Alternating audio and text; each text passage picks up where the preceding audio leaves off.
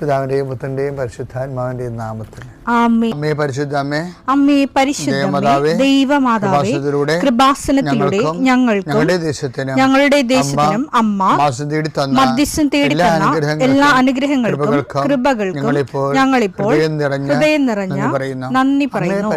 അമ്മേ പരിശുദ്ധമേ, ദൈവമാതാവേ, 2004 ഡിസംബർ 7 ഉച്ചകഴിഞ്ഞ് 2:30 കൃപാസനത്തിൽ സംഭവിച്ച അമ്മയുടെ പ്രത്യക്ഷപ്പെടലിനെക്കുറിച്ച് തിരുസഭയ്ക്ക് സമർപ്പിച്ചിരിക്കുന്ന പഠനരേഖകളുടെ മേൽ സഭാത്മകമായ പഠനം ആരംഭിക്കുവാൻ ഞങ്ങൾ പ്രാർത്ഥിക്കുന്നു. അമ്മേ പരിശുദ്ധമേ, ഭൂസ്വർലോകങ്ങളുടെ രാജ്ഞിയായ അങ്ങേയ്ക്ക് ഭൗമസംരക്ഷണത്തിനായി പ്രപഞ്ചപ്രകൃതിയെ തന്നെ തിരുസഭ പ്രതിഷ്ഠിക്കുവാൻ ഈ പ്രത്യക്ഷീകരണം വഴി ഇടയാക്കണമേ. പരിശുദ്ധമേ, ജപമാല മാതാവേ, സകല കൃപാസനം പ്രാർത്ഥനയോടും ചേർത്ത് ഞങ്ങളിപ്പോൾ പ്രാർത്ഥിക്കുന്ന ഈ കുടുംബത്തിന്റെ പ്രത്യേക നിയോഗം പറ മക്കളെ.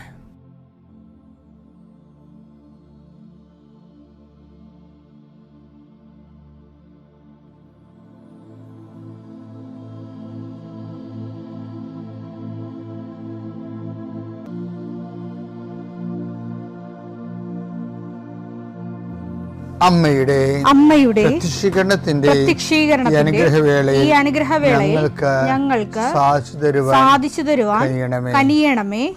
ആമേൻ. വിശ്വാസ പ്രമാണം. സർവശക്തനായ പിതാവും ആകാശത്തിന്റെയും ഭൂമിയുടെയും സൃഷ്ടാവുമായ ദൈവത്തിൽ ഞാൻ വിശ്വസിക്കുന്നു. അവിടുത്തെ ഏകപുത്രനും ഞങ്ങളുടെ കർത്താവുമായ ഈശോമിശിഹായിലും ഞാൻ വിശ്വസിക്കുന്നു. ഈ പുത്രൻ പരിശുദ്ധാത്മാവിനാൽ ഗർഭസ്ഥനായി കന്യകാമറിയത്തിൽ നിന്ന് പിറന്ന് പൊന്തിയോസ് പീലാത്തോസിന്റെ കാലത്ത് പീഡകൾ സഹിച്ച് കുരിശിൽ തറയ്ക്കപ്പെട്ട് മരിച്ച് അടക്കപ്പെട്ട് പാതാളങ്ങളിൽ ഇറങ്ങി മരിച്ചവരുടെ ഇടയിൽ നിന്ന് 3-ാം നാൾ ഉയർത്ത് സ്വർഗത്തിലേക്ക് എഴുന്നള്ളി സർവശക്തിയുള്ള പിതാവായ ദൈവത്തിന്റെ വലതുഭാഗത്തിരിക്കുന്നു. അവിടെ നിന്ന് ജീവിക്കുന്നവരെയും മരിച്ചവരെയും വിധിക്കുവാൻ വരുമെന്നും ഞാൻ വിശ്വസിക്കുന്നു. പരിശുദ്ധാത്മാവിലും ഞാൻ വിശ്വസിക്കുന്നു. വിശുദ്ധ കത്തോലിക്കാ സഭയിലും പുണ്യവാന്മാരുടെ ഐക്യത്തിലും പാപങ്ങളുടെ മോചനത്തിലും ശരീരത്തിന്റെ ഉയർപ്പിലും നിത്യമായ ജീവിതത്തിലും ഞാൻ വിശ്വസിക്കുന്നു. ആമേൻ. സുഖസ്ഥനായ ഞങ്ങളുടെ പിതാവേ, അങ്ങയുടെ നാമം പൂജിതമാകണമേ. അങ്ങയുടെ രാജ്യം വരണമേ. അങ്ങയുടെ തിരുമനസ് സ്വർഗത്തിലെ പോലെ ഭൂമിയിലും ആകണമേ. അന്നു വേണ്ടുന്ന ആഹാരം ഇന്ന് ഞങ്ങൾക്ക് തരണമേ. ഞങ്ങളോട് തെറ്റ് ചെയ്യുന്നവരോട് ഞങ്ങൾ ക്ഷമിക്കുന്നത് പോലെ ഞങ്ങളുടെ തെറ്റുകൾ ഞങ്ങളോടും ക്ഷമിക്കണമേ. ഞങ്ങളെ പ്രലോഭനത്തിൽ ഉൾപ്പെടുത്തരുതേ, തിന്മയിൽ ഞങ്ങൾ രക്ഷിക്കണമേ. ആമേൻ. നന്മ നിറഞ്ഞ മറിയമേ, സ്വസ്തി. കർത്താവ് അങ്ങയുടെ കൂടെ സ്ത്രീകളിൽ അങ്ങ് അനുഗ്രഹിക്കപ്പെട്ടവളാകുന്നു. അങ്ങയുടെ ഉദരത്തിൻ ഫലമായി ഈശോ അനുഗ്രഹിക്കപ്പെട്ടവനാകുന്നു. പരിശുദ്ധ മറിയമേ, തമ്പുരാന്റെ അമ്മേ, പാപികളായ ഞങ്ങൾക്ക് വേണ്ടി ഇപ്പോഴും ഞങ്ങളുടെ മരണസമയത്തും തമ്പുരാനോട് അപേക്ഷിക്കണമേ. ആമേൻ. കർത്താവേ, നിന്റെ ഉന്നതമായ നാമത്തിന് സ്തോത്രം ചെയ്യുന്നു. കർത്താവേ, നിന്റെ വിശുദ്ധ പൗരോഹിത്യത്തെ മഹത്വപ്പെടുത്തണമേ. കർത്താവെ, സഭയിലുള്ള സാന്നിധ്യം പ്രകടമാക്കണമേ. 40 വർഷം ഞാൻ അർപ്പിച്ച കൃപാനയുടെ യോഗ്യതയാൽ കൃപാസ്ഥാനത്താറെ ജീവനോടെ പ്രത്യക്ഷപ്പെട്ട പരിശുദ്ധ അമ്മയുടെ മാധ്യസ്ഥത്തിലെ ഞാൻ മക്കളെ ആശീർവദിക്കുന്നു. അങ്ങയുടെ മക്കൾ ഇന്ന് യാത്ര ചെയ്യുന്ന ഓരോ ഇടങ്ങളെ സംബന്ധിച്ച് പ്രാർത്ഥിക്കുന്നു. അങ്ങയുടെ മക്കൾ ഇന്ന് കണ്ടുമുട്ടുന്ന ഇടങ്ങളെ സമർപ്പിച്ച് പ്രാർത്ഥിക്കുന്നു. അങ്ങയുടെ മക്കൾ ഇന്ന് കണ്ടുമുട്ടുന്ന ഇടങ്ങളെ, കണ്ടുമുട്ടുന്ന വിഷയങ്ങൾ, സംസാരിക്കാൻ പോകുന്ന വിഷയങ്ങൾ, ആ സംസാരിക്കാൻ പോകുന്ന വിഷയങ്ങൾക്ക് ഒരു തീരുമാനം കിട്ടാൻ വേണ്ടി ഇന്ന് തീരുമാനം ഉണ്ടാകണമെന്ന് ആഗ്രഹിച്ച് പ്രാർത്ഥിക്കുന്നവരുണ്ട്. അവരെ സമർപ്പിച്ച് പ്രാർത്ഥിക്കുന്നു. കർത്താവേ, നിൻ്റെ നാമത്തെ മഹത്വപ്പെടുത്തണമേ. കർത്താവെ, സഭയിലുള്ള സാന്നിധ്യം പ്രകടമാക്കണമേ. അമ്മേ, പരിശുദ്ധമേ, ദേവമാതാവേ, ആരെല്ലാം ഇപ്പോൾ ഉണർന്നിരുന്ന് പ്രാർത്ഥിച്ച് ഈ പ്രാർത്ഥനയോട് ചേരുന്നുണ്ടോ, ആരെല്ലാം ഈ പ്രാർത്ഥനയിൽ ആശ്രയിക്കുന്നുണ്ടോ, അവരെ എല്ലാം നീ ആശീർവദിക്കണം. എൻ്റെ കർത്താവിൻ്റെ ഉന്നതമായ നാമത്തിൽ, സഭയുടെ അധികാരത്തിൽ, കുരിശിൻ്റെ അടയാളത്തിൽ, ദൈവത്തിൻ്റെ ശക്തിയാൽ ഈ ദിവസം കർത്താവ് നിങ്ങളെ അനുഗ്രഹിക്കുകയും ആശ്വസിപ്പിക്കുകയും ചെയ്യട്ടെ. എൻ്റെ പ്രിയപ്പെട്ടവരെ, പിന്നെ കഴിഞ്ഞ ദിവസങ്ങളിൽ ഒരു പ്രത്യേക സാക്ഷ്യം ഉണ്ടായിരുന്നു. അവർ പറയണത് ഞങ്ങളുടെ നല്ല കാലത്താണ് ഞങ്ങൾ ഉടമ്പടി എടുത്തത്, ഞങ്ങളുടെ നല്ല കാലത്താണ് ഞങ്ങൾ ഉടമ്പടി എടുത്തതെന്ന് പറഞ്ഞ ഡോമിനിക് സഹോദരൻ ഡൊമിനിക്, അദ്ദേഹത്തിൻ്റെ വൈഫ് സിജി, പിന്നെ റോമിക്ക മകൾ, ഈ മൂവരും കൂടി ആ സാക്ഷ്യം പറയണം.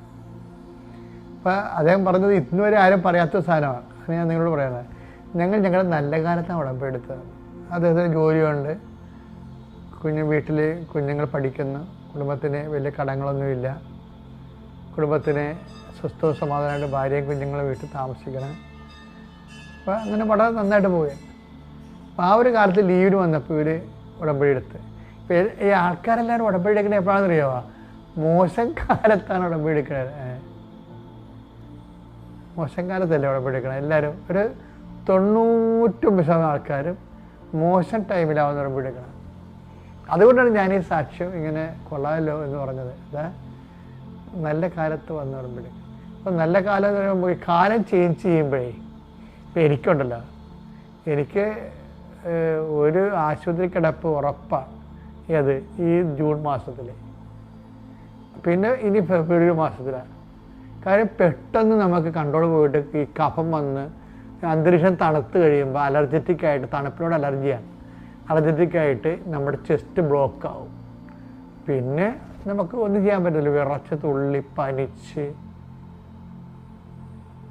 അങ്ങനെയാണ് അവസാനിക്കുന്നത്. ഇത് എപ്പോഴും തുടങ്ങിയാല കുഞ്ഞുനാൾ പോലുള്ള റെക്കറിങ് ആയിട്ടുള്ള സംഭവമാണ്.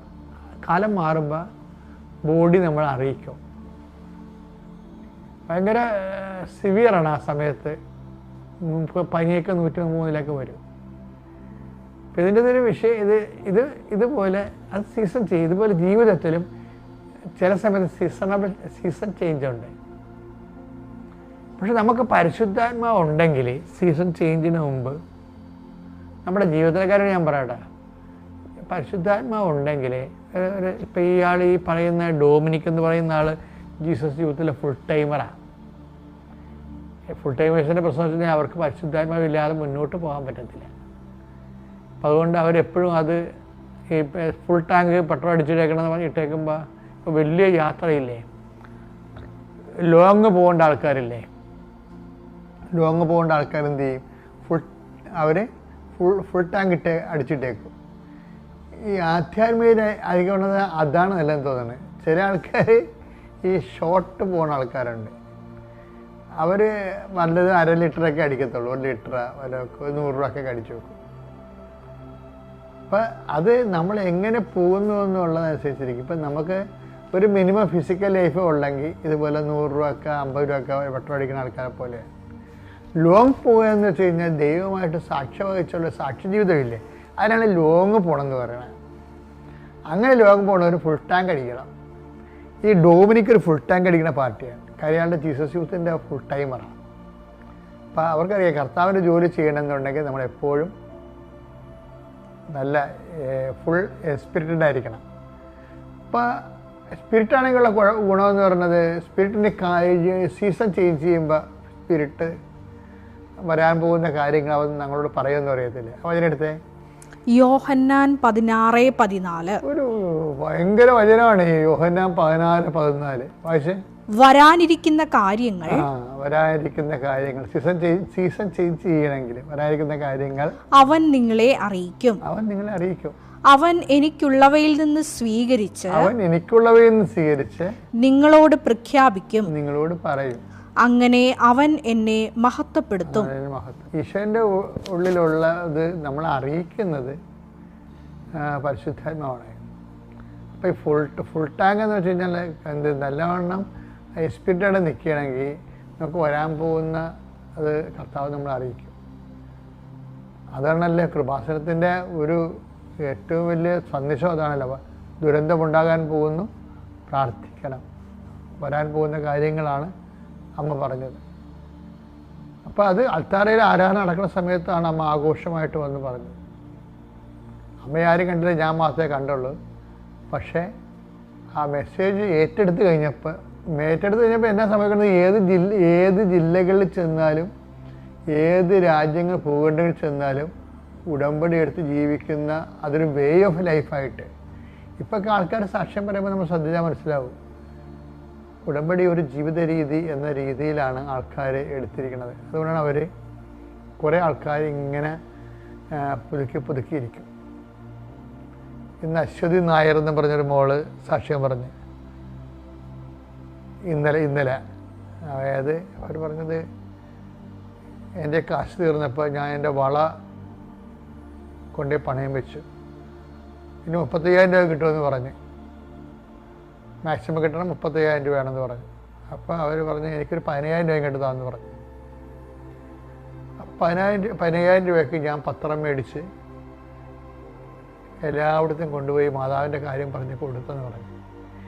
ഇങ്ങനെയൊക്കെയാണ് ആൾക്കാർ വർക്ക് ചെയ്യണത്. അപ്പോൾ ഇത് അശ്വനായർ പറയുകയെ വള ഇടിപ്പിക്കുന്ന ഒരു ടൈമായി, അപ്പോൾ അവരെന്നെ വിളിച്ചായിരുന്നു എന്ന് പറയും. വള ഇടിപ്പിക്കുന്ന സ്ഥലത്ത് തന്നെ വിളിച്ചായിരുന്നു. അപ്പോൾ ഞാൻ വള എടുക്കണമല്ലേ, അല്ല പിന്നെ പലിശ കൂടിക്കൊണ്ടിരിക്കുമല്ലോ. അപ്പോൾ അങ്ങനെ വരുമ്പോൾ ഉടനെ ചേച്ചി എന്നെ വിളിച്ചു. എൻ്റെ ചേച്ചി എന്നെ വിളിച്ചിട്ട് എടി നിൻ്റെ അക്കൗണ്ടിലേക്ക് ഞാൻ 20,000 രൂപ അയച്ചെന്ന് പറഞ്ഞു. ഞാൻ ചേച്ചിയോട് ചോദിച്ചില്ല, ഞാൻ ഇങ്ങനെയുള്ള കാര്യങ്ങൾ ചേച്ചിക്ക് അറിയത്തില്ല. എനിക്കിപ്പോൾ ഒരു വള എടുക്കണമല്ലോ എന്ന് ഞാൻ ചിന്തിച്ചതേ ഉള്ളൂ. അപ്പം തന്നെ ഒരു ബന്ധവുമില്ല, അല്ല ഒരറിവും ഇല്ലാത്ത ചേച്ചി എനിക്ക് 20,000 രൂപ അയച്ചു തന്നു. അപ്പം അശ്വതി സാക്ഷിയൊക്കെ പറയുമ്പോൾ നിങ്ങൾക്കറിയാമല്ലോ, അവർ സാക്ഷ്യം പറയാനായിട്ട് മാത്രമാണ് ഈ കൃപാസനത്തിൽ വരണത്. എന്താ കാര്യം, അവർ ഇതിൻ്റെ കൂടെ അങ്ങ് മാതാവിൻ്റെ കൂടെ ജീവിക്കുകയോ മാതാവ് അവരുടെ കൂടെ ജീവിക്കുകയോ എന്തൊക്കെയാണ്. ഉടമ്പടിയുടെ ഒരു ലെവലെന്ന് പറയണത് നല്ല ശരിക്കും ഉടമ്പടി സത്യസന്ധമായി ചെയ്യുന്ന ആൾക്കാരുടെ കൂടെ ഉടമ്പടിയുടെ ഫുൾ ഓപ്ഷനായിട്ടുള്ള എല്ലാ വാഗ്ദാനങ്ങളും നിറവേറുന്നുണ്ട്. ഞാനിപ്പോൾ തൽക്കാലം ഇവിടെ അവസാനിപ്പിക്കുകയാണ്. നമുക്കിങ്ങനെ ഉടമ്പടി ധ്യാനം പോലെ നീട്ടിപ്പറയാൻ പറ്റിയ സ്ഥലമല്ല. ഞാൻ അടുത്ത ദിവസം തന്നെ വിവരിച്ച് പറഞ്ഞോളാം. അപ്പോഴിപ്പോൾ ഞാൻ പറഞ്ഞ ഇത്രയേ ഉള്ളൂ, ലോങ് പോകുമ്പോൾ ഫുൾ ടാങ്ക് അടിക്കണം എന്ന് വെച്ചാൽ നിങ്ങൾ എപ്പോഴും അതായത് അന്ന് വേണ്ട അപ്പത്തിന് വേണ്ടിയുള്ള മിനിമം പരിപാടിയായിട്ട് പ്രാർത്ഥന മാറ്റരുത്. മറിച്ച് പ്രാർത്ഥന പരിശുദ്ധാത്മാവിൽ നിറഞ്ഞു നിന്ന് പരിശുദ്ധാത്മാവിന് നമ്മോട് കമ്മ്യൂണിക്കേറ്റ് ചെയ്യാൻ പറ്റുന്ന പരുവത്തിൽ സർവ്വസജ്ജമായി ഇരിക്കാനാണ് ഈ വചനം കൊണ്ട് ഉദ്ദേശിക്കുന്നത്. അപ്പോൾ ഇതിന് മേലെ ഇത് ഡെയിലി ബ്രെഡ് എന്ന വചനം എന്ന് പറഞ്ഞാൽ ഇതിൻ്റെ അകത്തുള്ളത് ഏതാണ്, വരാൻ പോകുന്ന കാര്യങ്ങൾ അവൻ നിങ്ങളോട് പറയും എന്നാണ്. പിതാവിൻ്റെയും പുത്രൻ്റെയും പരിശുദ്ധാത്മാവിൻ്റെയും നാമത്തിൽ. എൻ്റെ പേര് മേരി. ഞാൻ കാട്ടൂർ സെയിൻറ്റ് മർക്കസ് ഇടവകയിൽ നിന്ന് വരുന്നു. എൻ്റെ മോൾക്ക് വേണ്ടിയാണ് ഞാനിവിടെ സാക്ഷ്യം പറയുന്നത്. എൻ്റെ മോള് +2 പഠിച്ചിരുന്ന സമയത്ത് അവളൊരു റോവിംഗ് പ്ലെയറാണ്. അപ്പോൾ +2 പഠിച്ചിരുന്ന സമയത്ത് കൃത്യമായി സ്കൂളിൽ പോകാൻ പറ്റാതിരുന്നതിനാൽ ഒരുപാട് ക്ലാസ്സുകൾ മിസ്സായിട്ടുണ്ട്. പരീക്ഷാ സമയത്ത് അവൾ കോമ്പറ്റീഷനുമായി മഹാരാഷ്ട്രയിലായിരുന്നു. പരീക്ഷയുടെ 2 ദിവസം മുന്നെയാണ് ഇവിടെ എത്തിയത്. ഇവിടെ വന്നു കഴിഞ്ഞപ്പോഴത്തേക്ക് പരീക്ഷയായപ്പോഴത്തേക്ക് ഞാൻ പറഞ്ഞു എന്തായാലും മാതാവിൻ്റെ അടുത്ത് വന്ന് മാതാവിൻ്റെ അനുഗ്രഹം വാങ്ങിച്ചിട്ട് പോകാം. അപ്പം ഞാനിവിടെ പറ്റയായത് കാരണം നേരത്തെ വന്ന് ക്യൂവിൽ നിന്ന്, കൊച്ചു ഹോസ്റ്റൽ ആലപ്പുഴ ഹോസ്റ്റലിലാണ്. അപ്പോൾ ഹോസ്റ്റലിൽ നിന്ന് നിയമം വീട്ടിൽ വിടുകയില്ല. അപ്പോൾ എനിക്ക് വീട്ടിൽ പോകണം, ഒന്ന് മാതാവിൻ്റെ അനുഗ്രഹം മേടിക്കണമെന്ന് മാഡത്തിനോട് പറഞ്ഞത് കാരണം മാഡം 2 മണി വരെ സമയം പറഞ്ഞ് 2 മണിക്ക് തിരിച്ച് ചെല്ലണമെന്ന് പറഞ്ഞ്.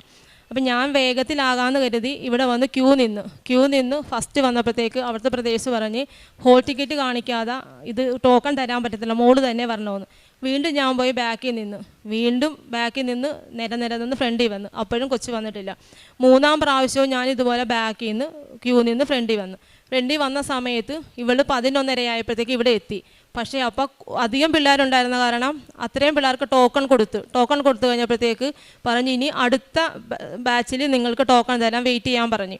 അപ്പോൾ സമയം അങ്ങ് കടന്നു പോകുന്നു, 12 മണിയൊക്കെ ആകുന്നു. അപ്പം ഞാൻ അത് കഴിഞ്ഞപ്പോഴത്തേക്ക് കുറേ പിള്ളേരായപ്പോഴത്തേക്ക് ബ്രദർമാർ ടോക്കൺ കൊടുക്കാൻ തുടങ്ങി. അപ്പോൾ ഞങ്ങൾക്ക് അപ്പോൾ ഒരു 100 സംതിങ് ടോക്കൺ നമ്പർ കിട്ടി.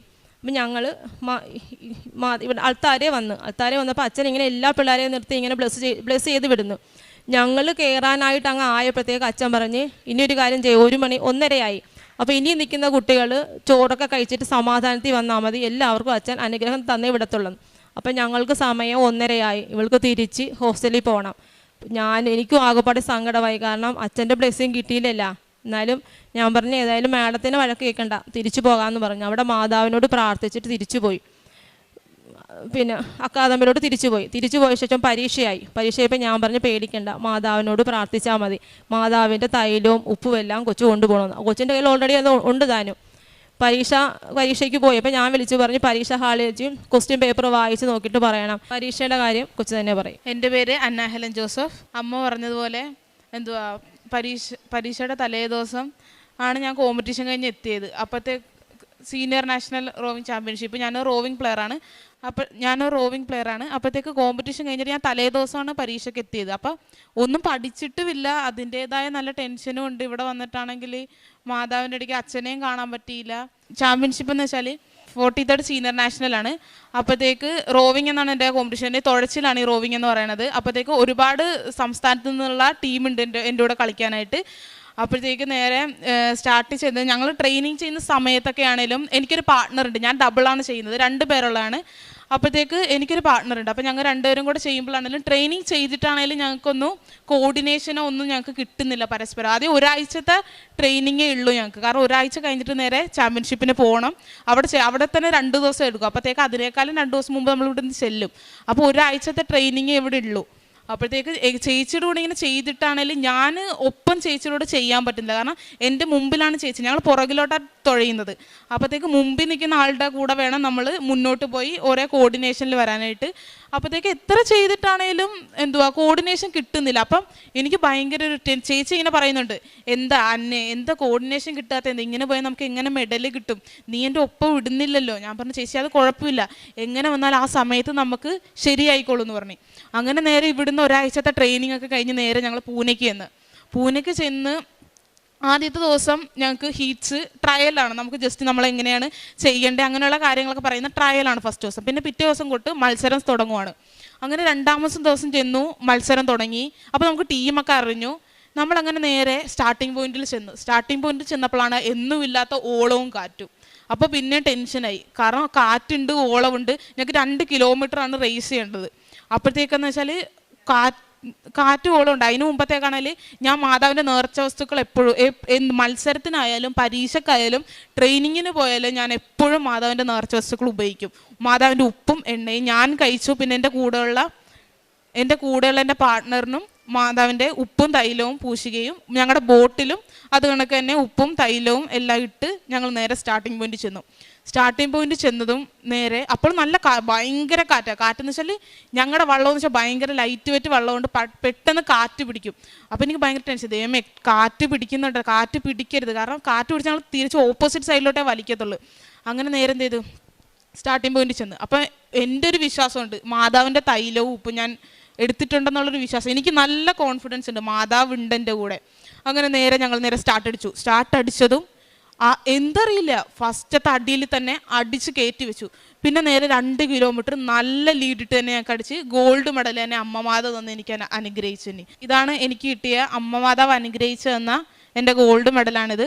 അതുപോലെ തന്നെ വേറൊരു കോമ്പറ്റീഷൻ ഉണ്ടായിരുന്നു. ഇത് കണക്ക് തന്നെ മഹാരാഷ്ട്രയിൽ വെച്ച് നടന്നിരുന്ന മത്സരമായിരുന്നത്. അതിലാണ് ഭയങ്കര ടൈറ്റാണ്. കാരണം ഞങ്ങളുടെ കൂടെ ഒപ്പം കളിക്കേണ്ട ആൾക്കാരെന്ന് വെച്ചാൽ ഇൻ്റർനാഷണൽ ലെവലിൽ കളിക്കുന്നവരാണ്. അപ്പോഴത്തേക്ക് അവരുടെ ലെവലെന്ന് വെച്ചാൽ നമുക്കറിയില്ല, നമ്മൾ അതിൽ ഇച്ചിരൂടെ താഴെയുള്ളവരാണ്. അപ്പോഴത്തേക്കാണെങ്കിൽ എനിക്ക് നല്ല ടെൻഷൻ ഉണ്ട്. കാരണം ഒന്നാമത് ഞാൻ ഭയങ്കര ടെൻഷനുള്ള ഒരു വ്യക്തിയാണ്. അപ്പോഴത്തേക്ക് ഞാൻ എൻ്റെ കൂടെയുള്ള ഞാൻ പറഞ്ഞു, ചേച്ചി എനിക്കറിയില്ല, എനിക്ക് നല്ല ടെൻഷൻ ഉണ്ട് എന്ന് പറഞ്ഞു. അങ്ങനെ മത്സര സമയത്ത് തന്നെ ഇത് കണക്ക് നേരെ റേസ് ഇറങ്ങുന്നതിന് മുമ്പ് മാതാവിൻ്റെ തൈലവും മാതാവിൻ്റെ ഉപ്പും ചേച്ചിക്കും പൂശി കൊടുത്തു. പിന്നെ എൻ്റെ കൂടെയുള്ള എൻ്റെ കൂട്ടുകാർ ഇതുപോലെ തന്നെ എന്നെ കണ്ടിട്ട് അവർക്കും വിശ്വാസം വന്നിട്ടുണ്ട്. അവരെൻ്റെ അടുക്ക് വന്ന് പറഞ്ഞു, എടി എനിക്കും കൂടെ കുറച്ച് ഉപ്പും മാതാവിൻ്റെ തൈലവും പൂശിത്താ. അങ്ങനെ എൻ്റെ കൂട്ടുകാർക്കും ഞങ്ങൾ എൻ്റെ കൂടെയുള്ള എല്ലാവർക്കും, എൻ്റെ ടീം മെമ്പേഴ്സിന് എല്ലാവർക്കും ഞാൻ മാതാവിൻ്റെ തൈലവും ഉപ്പും പൂശി കൊടുത്തു. അതേ കണക്ക് തന്നെ ഞാനും ആ മത്സരത്തിന് ഇതുപോലെ തന്നെ ബോട്ടിലും മാതാവിൻ്റെ തൈലവും ഉപ്പും ഇട്ട് എൻ്റെ പാർട്ട്ണറിനും അത് കണക്ക് തന്നെ കൊടുത്തതിൻ്റെ ഫലമായിട്ട് എനിക്ക് അമ്മ മാതാവ് 2 ഒരു സിൽവറും അങ്ങനെ ഒരു ഗോൾഡ് മെഡലും തന്ന അമ്മ മാതാവിനെ അനുഗ്രഹിച്ചു. ആ സിൽവർ മെഡൽ എന്ന് വെച്ചാൽ അത് കിട്ടില്ല. കാരണം ഞങ്ങളിങ്ങനെ 3ാമത് കിടക്കുന്ന സമയമാണ്. കാരണം 2 കിലോമീറ്റർ അടിക്കുമ്പോഴത്തേക്ക് നമ്മൾ അടിച്ചടിച്ച് 3ാമത് എടുക്കുക. ലാസ്റ്റത്തെ 250 മീറ്ററിനും ഞാനല്ല കേട്ടോ, എൻ്റെ കൂടെ നിന്ന ചേച്ചി കൃപാസന മാതാവ് ആ സിൽവർ മെഡൽ തന്നെ ഞങ്ങൾ ആഗ്രഹിച്ച് വന്നത് ഇവിടം വരെ. ആ മെഡൽ ഞങ്ങൾക്ക് തരണമെന്ന് പറഞ്ഞാൽ എൻ്റെ കൂടെ നിന്ന് ചേച്ചി അമ്മയടിക്ക് കരഞ്ഞു പറഞ്ഞു. ഇങ്ങനെ ആ റേസ് അടിക്കുമ്പോൾ തന്നെ ചേച്ചി പറഞ്ഞു, മാതാവ് ഞങ്ങൾക്ക് സിൽവർ വേണം, ഞങ്ങൾ ഇത്രയും കഷ്ടപ്പെട്ടില്ലേ, ഞങ്ങൾ ആഗ്രഹിച്ച മെഡൽ തന്നെ വേണമെന്ന് പറഞ്ഞിട്ട് അപ്പം തന്നെ ആ അവസാനത്തെ 250 മീറ്റർ ചേച്ചി പറഞ്ഞു, മാതാവേ ഞങ്ങൾക്ക് സിൽവർ മതി.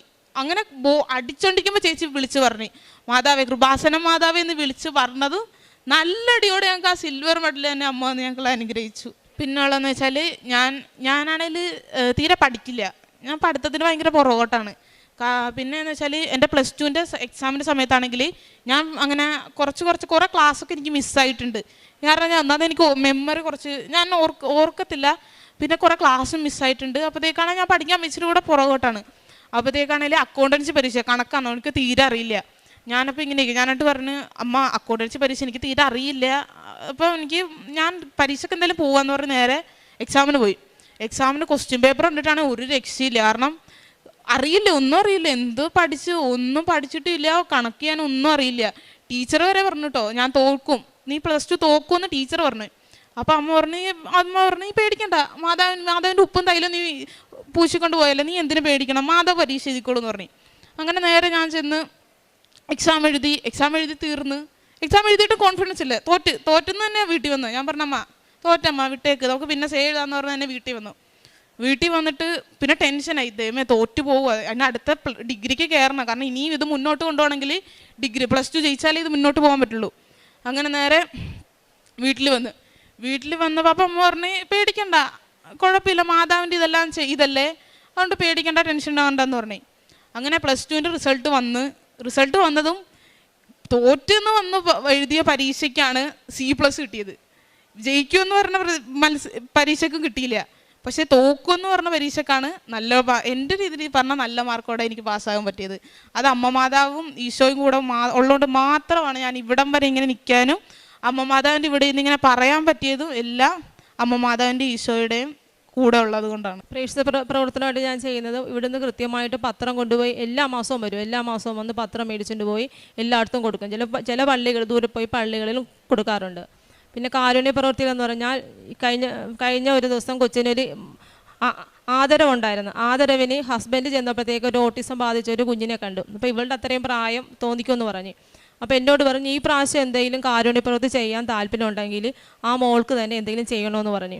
അപ്പോൾ ഞാൻ വിചാരിച്ചു എന്തെങ്കിലും ഭക്ഷണം വാങ്ങിച്ചുകൊണ്ട് പോയാൽ നമുക്കറിയത്തില്ല അവർക്ക് കൊടുക്കുന്ന എന്തുവാന്ന്. അപ്പോൾ ഞാൻ ഡ്രസ്സ് വാങ്ങിച്ചുകൊണ്ട് വന്നു. അങ്ങനെ 3 ജോഡി ഡ്രസ്സും ഇന്നറും ഒക്കെ ആയിട്ട് ഞാൻ ഹസ്ബൻഡും കൂടി ആ മോളുടെ അടുത്ത് ചെന്നപ്പോഴുണ്ട് 17 വയസ്സായെന്ന് പറഞ്ഞു. പക്ഷേ മുട്ടിലെഴഞ്ഞ് നടക്കുക. അപ്പം ഞാൻ ചെന്നപ്പോഴത്തേക്ക് എന്നെ ഇങ്ങ് വല്ലാണ്ട് രൂക്ഷമായിട്ട് നോക്കിയാണ്, എന്നെ പരിചയമില്ലല്ലോ. അപ്പം ഞാൻ പറഞ്ഞു മോളെ കാണാൻ വേണ്ടി ആൻറ്റി വന്നേന്ന് പറഞ്ഞ്. അപ്പോൾ അകത്തോട്ട് കയറ്റിയില്ല. അപ്പോൾ ഞാൻ പറഞ്ഞ മോൾക്ക് സമ്മാനമൊക്കെ വാങ്ങിച്ചുകൊണ്ടാണ് വന്നിരിക്കുന്നത്. അപ്പോൾ പുള്ളിക്കാരിക്ക് എന്തോ പിടികിട്ടി, പുള്ളിക്കാരി ചിരിച്ചുകൊണ്ട് നിരങ്ങി അങ്ങ് അകത്തോട്ട് കയറി. പിന്നാലെ ഞാനും കയറി. അപ്പോൾ ചെന്നപ്പോൾ തന്നെ സമ്മാനം എന്ന് പറഞ്ഞ കാരണം അത് തുറന്നു നോക്കാനുള്ളൊരു ആഗ്രഹം കാണിച്ചു. അപ്പോൾ തുറന്ന് നോക്കി, അപ്പോൾ ഉടുപ്പാണ്. അപ്പോൾ പുള്ളിക്കാരി എന്നോട് ചോദിച്ചു എനിക്കാണോ വാങ്ങിച്ചത്? ഞാൻ പറഞ്ഞു മോക്കാണ് വാങ്ങിച്ചതെന്ന് പറഞ്ഞു. എന്നാൽ ഞാൻ ഇപ്പം തന്നെ ഇട്ടോട്ടെ എന്ന് പറഞ്ഞു. അപ്പോൾ എൻ്റെ മുന്നിൽ നിന്ന് തന്നെ അതങ്ങ് ഉടുപ്പിട്ടപ്പോൾ അതിൽ സന്തോഷം നമുക്ക് സന്തോഷം കാണണമായിരുന്നു. കാര്യം അവരുടെ സന്തോഷം നമുക്ക് കണ്ടു നിൽക്കാൻ പറ്റത്തില്ല. പിന്നെ അതുപോലെ തന്നെ കാരുണ്യപ്രവർത്തനം ചെയ്യാറുണ്ട്. എൻ്റെ അടുത്ത് ആരെന്ത് ചോദിച്ചാലും ഞാൻ കൊടുക്കുവത് എന്നെക്കൊണ്ട് സാധിക്കുന്ന രീതിയിൽ ഞാൻ കൊടുക്കാറുണ്ട്. പിന്നെ കൃത്യമായിട്ട് ഉടമ്പടികൾ പാലിക്കാറുണ്ട്. അച്ഛൻ്റെ ഡെയിലി ബ്രെഡ് രാവിലെ കൂടാറുണ്ട്, കൊന്ത ചൊല്ലാറുണ്ട്, കൃത്യമായിട്ട് ബൈബിൾ വായിക്കാറുണ്ട്, ദിവസവും പള്ളിയിൽ പോകാറുണ്ട്, 2 ആഴ്ചയിലൊരിക്കൽ കുമ്പസാരിക്കാറുണ്ട്. കുടുംബ പ്രാർത്ഥന മുടക്കത്തില്ല. അത് കൃത്യമായിട്ട് ഞങ്ങൾ 7:30 ആകുമ്പോഴത്തേക്ക് ജപമാല ചൊല്ലും. അത് എല്ലാവരും കൂടി കുടുംബത്തിലുള്ള എല്ലാവരും കൂടി ഇരുന്നാണ് ജപമാല ചൊല്ലുന്നത്. ജീവിതത്തിൽ വന്ന മാറ്റം എന്ന് പറഞ്ഞാൽ ഇപ്പോൾ കുഞ്ഞുങ്ങൾ സ്കൂളിൽ പോകാൻ സമയമാകുമ്പോൾ എനിക്ക് സമയമില്ലെങ്കിൽ കൂടി എന്നോട് ചോദിക്കും മാതാവിൻ്റെ തൈല വിട്ടതാ, മാതാവിൻ്റെ തിരി കത്തിച്ച് പ്രാർത്ഥിച്ചിട്ടാണ് അവർ പോകാറുള്ളത്. നാവിൽ ഉപ്പും ഇട്ടിട്ടാണ് അവർ പോകാറുള്ളത്. മോള് ഇപ്പോൾ 18 വയസ്സ് കഴിഞ്ഞ് ഇപ്പോൾ കൊച്ച് ഉടമ്പടി എടുത്തിട്ടുണ്ട്. ഇപ്പോൾ ഞങ്ങളുടെ വീട്ടിൽ ഞങ്ങൾ 3 പേരും ഉടമ്പടിയിലാണ്. ഞാനിപ്പോൾ 8 പുതുക്കി നിൽക്കുവാണ്. എനിക്ക് ഇപ്പോൾ ഈ മാസം തീരാറാകുമ്പോഴാണ് 9ാമത്തെ പുതുക്കേണ്ടത്. കൃത്യമായിട്ട് വന്ന് ഞാൻ പുതുക്കാറുണ്ട്.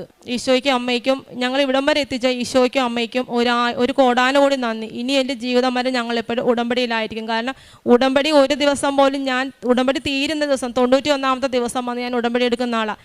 കഴിഞ്ഞ മാസമാണ് ഇവിടെ തിരി വായിക്കാൻ വന്നപ്പോൾ അവിടുത്തെ ചേച്ചി പറഞ്ഞ ഉടമ്പടി കഴിഞ്ഞു പോയെന്ന് പറഞ്ഞു. അപ്പോഴാണ് ഞാൻ അറിയുന്നത് 2 ദിവസം കഴിഞ്ഞു പോയി കഴിഞ്ഞാൽ ഞാൻ വന്നത്. കൃത്യമായിട്ട് ഞാൻ 91ാമത്തെ ദിവസം അല്ലെങ്കിൽ 92ാമത്തെ ദിവസം ഞാൻ കൃത്യമായിട്ട് വന്ന് ഇവിടെ ഉടമ്പടി എടുത്തിരിക്കും. എന്നും എപ്പോഴും ഞാൻ ഉടമ്പടിയിലായിരിക്കും. അതാണ് എൻ്റെ ആഗ്രഹം. നിൻ്റെ വിജയത്തിൽ ഞങ്ങൾ ആഹ്ലാദിക്കും. അങ്ങനെ ഞങ്ങളുടെ ദൈവത്തിൻ്റെ നാമത്തിൽ ഞങ്ങൾ വിജയ പതാക പാറിക്കും. കർത്താവ് നിൻ്റെ അപേക്ഷകൾ കൈക്കൊള്ളട്ടെ. സങ്കീർത്തനം 20:5 വചനമാണ്. ദൈവത്തിൽ പൂർണ്ണമായി ആശ്രയിക്കുമ്പോൾ ഉടമ്പടിയിൽ ദൈവം നമ്മുടെ പ്രാർത്ഥന കേട്ട് ആ പ്രാർത്ഥനകൾക്ക് മറുപടി നൽകും. നമ്മുടെ ജീവിതം വിജയത്തിലേക്ക് നയിക്കുകയും വിജയത്തിൻ്റെ സാക്ഷിയായി പതാക പാറിക്കുവാനുള്ള ഒരവസരം തുറന്നു തരികയുമാണ് ഈശോയും അമ്മയും നമ്മുടെ ജീവിതത്തിൽ ചെയ്യുന്നത്. എല്ലാ സാഹചര്യങ്ങളിലും ഒരുപക്ഷെ പരീക്ഷണങ്ങളാവാം, പരീക്ഷകളാവാം, മത്സരങ്ങളാവാം. ഉടമ്പടിയിൽ ഉറച്ചു നിൽക്കുമ്പോൾ നമ്മുടെ ജീവിതത്തിൽ വിജയം ദൈവകൃപയാലാണ് എന്ന് തിരിച്ചറിയുമ്പോൾ നമ്മുടെ ജീവിതം മറ്റുള്ളവർക്ക് വിശ്വാസത്തിൻ്റെ, അമ്മയുടെ പ്രത്യക്ഷീകരണത്തിൻ്റെ ഒരു സാക്ഷിയായി മാറുവാൻ സാധിക്കും.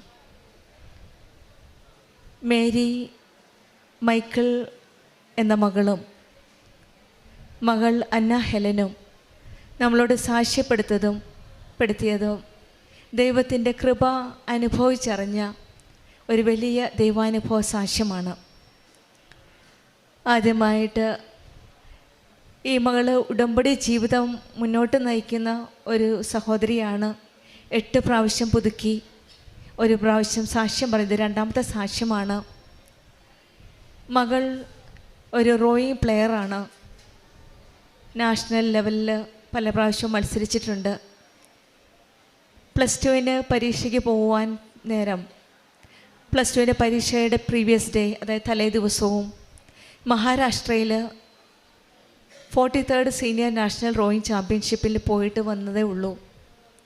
ആ ചാമ്പ്യൻഷിപ്പിന് പ്രോഗ്രാമിന് കോമ്പറ്റീഷന് പോയപ്പോഴും ഈ മകൾ പറയുകയുണ്ടായി, എൻ്റെ കൂടെ ഉണ്ടായിരുന്ന പാർട്ട്ണറുമായിട്ട് പ്രാക്ടീസ് ചെയ്തപ്പോൾ നല്ല കോർഡിനേഷന് കിട്ടുന്നില്ല.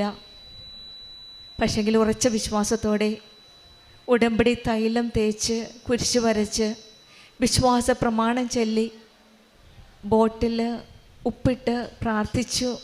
അതിൻ്റെ ഫലമായിട്ട് കാറ്റും കോളും ഉണ്ടായപ്പോൾ പോലും ആ റേസിൽ ഫോർവേഡ് ചെയ്യാനായിട്ട് സാധിച്ചു എന്നാണ്. അങ്ങനെയാണ് ആഗ്രഹിച്ച പ്രകാരം സിൽവർ മെഡൽ ലഭിക്കുകയും മഹാരാഷ്ട്രയിൽ നിന്ന് എക്സാമിൻ്റെ തലേ ദിവസം തിരിച്ചെത്തുകയും ചെയ്തു. പിന്നീട് പരീക്ഷയുടെ ദിവസങ്ങളാണ്.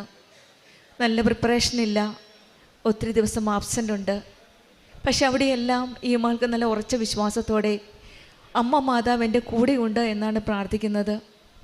ഈ 43rd സീനിയർ നാഷണൽ റോയിങ് ചാമ്പ്യൻഷിപ്പിന് പോയപ്പോഴും ഏതോ ഒരു നിമിഷത്തിൽ കൈവിട്ട് പോയി എന്ന് തോന്നിയപ്പോഴും കൂടെ ഉണ്ടായിരുന്ന ആ പാർട്ട്ണർ പ്രാർത്ഥിച്ചത്, കൃപാസന മാതാവെ രക്ഷിക്കണമേ, സിൽവർ മെഡൽ തരണമേ എന്ന് പ്രാർത്ഥിക്കുകയാണ് ഉണ്ടായത്. അങ്ങനെ പ്രാർത്ഥിച്ച ഫലമായിട്ട് അവർക്ക് സിൽവർ മെഡൽ കിട്ടുകയും ഓൾറെഡി എക്സ്പീരിയൻസ് ഈ മകൾക്കുണ്ട്. അതിൻ്റെ അനുഭവത്തിലാണ് വീണ്ടും പരീക്ഷയുടെ സമയത്ത് ഉടമ്പടി തൈലം തേച്ച് കുരിശ് വരച്ച് വിശ്വാസ പ്രമാണം ചൊല്ലി വെഞ്ചരിച്ച ഉപ്പുമായിട്ടാണ് ഈ മകൾ പരീക്ഷയ്ക്ക് പോകുന്നത്. അവിടെയും ഈ മകൾക്ക് റിസൾട്ട് പാസ്സാകാനായിട്ട് സാധിച്ചു. ഇവിടെ not by merit but by grace. Merit നോക്കിയെങ്കിൽ പഠിക്കുവാനുള്ള സമയം കുറവായിരുന്നു.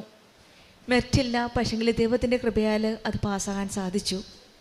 പിന്നീടുണ്ടായിരുന്ന കോമ്പറ്റീഷന് ജൂൺ 24 റോവിങ് അണ്ടർ 23, അതായത് ഏഷ്യൻ ഗെയിംസിനുള്ള സെലക്ഷനായിരുന്നു. അവിടെയും ഈശോയും അമ്മയും വളരെ നല്ല രീതിയിൽ ഈ മകളുടെ കൂടെ ഉണ്ടായിരുന്നു. കാരണം എവിടെ പോയാലും കാശ് രൂപം കയ്യിൽ മുറുകെ പിടിച്ച് ഉടമ്പടി തൈലം തേച്ച് അത് പല പ്രാവശ്യം വീണ്ടും വീണ്ടും മകൾ ആവർത്തിച്ച് പറഞ്ഞത് ഉടമ്പടി തൈലവും ഉടമ്പടി വെഞ്ചരിച്ച ഉപ്പിൻ്റെ കാര്യമാണ്. വീണ്ടും വീണ്ടും എല്ലാ മത്സരത്തിന് പോകുമ്പോഴും എന്ത് പരീക്ഷയ്ക്ക് പോകുമ്പോഴും ഈ മകളുടെ കയ്യിൽ കരുതി വെച്ചത് ഉപ്പും വെഞ്ചരിച്ച കാശുരൂപവും വെഞ്ചരിച്ച ഉപ്പും തൈലവുമാണ്, അതായത് ഉടമ്പടി തൈലം. ആ ടൈം വളരെ ഷോർട്ടായിരുന്നു, കാരണം പ്രാക്ടീസിന് എടുത്ത സമയം ഒരാഴ്ചയാണ്. 2-3 ആഴ്ചയെങ്കിലും വേണം പ്രാക്ടീസിന്. പക്ഷേങ്കിൽ അവിടെയെല്ലാം ഈശോയുടെ അമ്മയുടെയും കൃപ കൊണ്ട് കോർഡിനേഷന് കിട്ടുന്നില്ലായിരുന്നില്ല. പിന്നീട് അവിടെ കോമ്പറ്റീഷന് പോയപ്പോൾ സ്ട്രെയിറ്റ് ആയിട്ട് സ്റ്റാർട്ടിങ് സമയത്ത് ഇറ്റ്സെൽഫ് അവിടെ ഒരു ദൈവത്തിൻ്റെ ഒരു സാന്നിധ്യം മനസ്സിലാക്കാൻ സാധിച്ചു. പിന്നീട് അവിടെയും ഈശോയുടെ അമ്മയുടെ അനുഗ്രഹത്തോടെയാണ് റോയിങ് അണ്ടർ 23 ഏഷ്യൻ ഗെയിംസിൽ സെലക്ഷനായി ഗോൾഡ് മെഡൽ കിട്ടി. ഈ മകൾ പരിശുദ്ധ അമ്മയ്ക്ക് നന്ദി പറഞ്ഞുകൊണ്ടാണ് ഗോൾഡ് മെഡലും സിൽവർ മെഡലുമായിട്ടും +2 പരീക്ഷയുടെ പാസ്സായ റിസൾട്ടും ആയിട്ട് പരിശുദ്ധ അമ്മയുടെ പ്രത്യക്ഷീകരണത്തിൻ്റെ സാക്ഷിയായിട്ട് അമ്മയ്ക്ക് നന്ദി പറയുകയാണ്. ഇതെല്ലാം എൻ്റെ മെറിറ്റ് കൊണ്ടല്ല, ദൈവത്തിൻ്റെ കൃപ കൊണ്ടാണ്.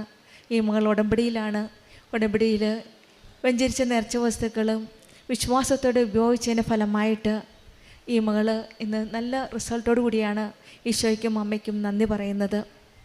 ലൂക്കായുടെ സുവിശേഷം 18:27 പറയുന്നത്, മനുഷ്യർക്ക് അസാധ്യമായത് ദൈവത്തിന് സാധ്യമാണെന്നാണ്.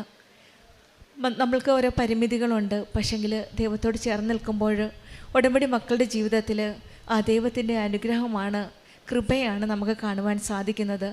പുറപ്പാടിൻ്റെ പുസ്തകം 14:14 പറയുന്ന, ഉടമ്പടി മക്കളുടെ ജീവിതത്തിൽ നിങ്ങൾ ശാന്തരായിരുന്നാൽ മതി, കർത്താവ് നിനക്ക് വേണ്ടി യുദ്ധം ചെയ്തുകൊള്ളെന്നാണ്. എന്ത് തന്നെ യുദ്ധമായാലും മത്സരമായാലും കോമ്പറ്റീഷനായാലും ഇൻ്റർവ്യൂ ആയാലും ദൈവം നമ്മുടെ പക്ഷത്തുണ്ട്. നമുക്ക് വേണ്ടി നമ്മുടെ കാര്യങ്ങൾ ഏറ്റെടുക്കുവാനായിട്ട് ആ ദൈവ സാന്നിധ്യത്തിലാണ് നമ്മുടെ ഉറപ്പുള്ളത്. ഉടമ്പടിയിൽ ഉറച്ചു നിൽക്കുമ്പോൾ നമ്മുടെ ജീവിതത്തിൽ ദൈവകൃപ കൂടെ ഉണ്ട്. ആ വിശ്വാസത്തിൽ ഉടമ്പടി ജീവിതം മുന്നോട്ട് നയിക്കുവാനുള്ള അനുഗ്രഹത്തിനായി നമുക്ക് പ്രാർത്ഥിക്കാം.